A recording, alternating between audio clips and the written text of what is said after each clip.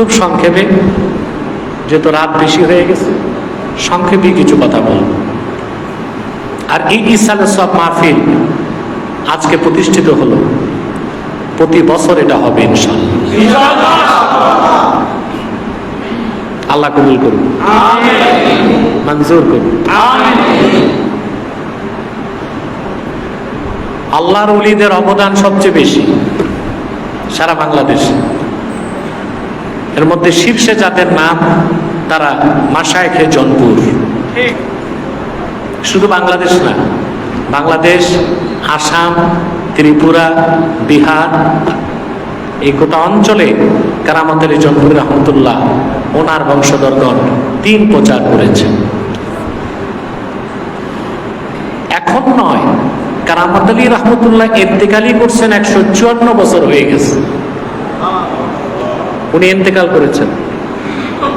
এই দেশে যখন কোনো পীরের অস্তিত্ব ছিল না, কোনো মাদ্রাসা ছিল না, কোনো খানকা ছিল না, তখন শাহ কারামত আলী জনপুরি রহমতুল্লাহ এদেশের মানুষের ধুতি খুলে লুঙ্গি দিয়েছেন,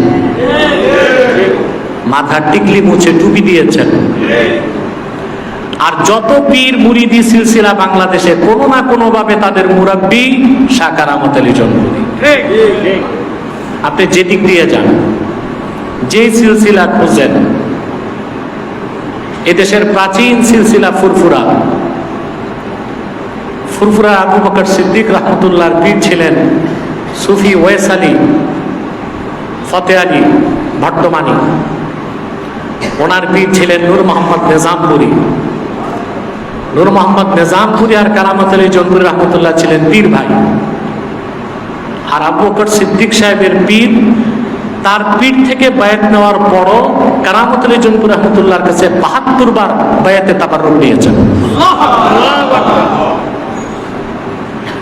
এরপর আরো সিলসিলা আছে, যেমন আরেকটা প্রাচীন সিলসিলা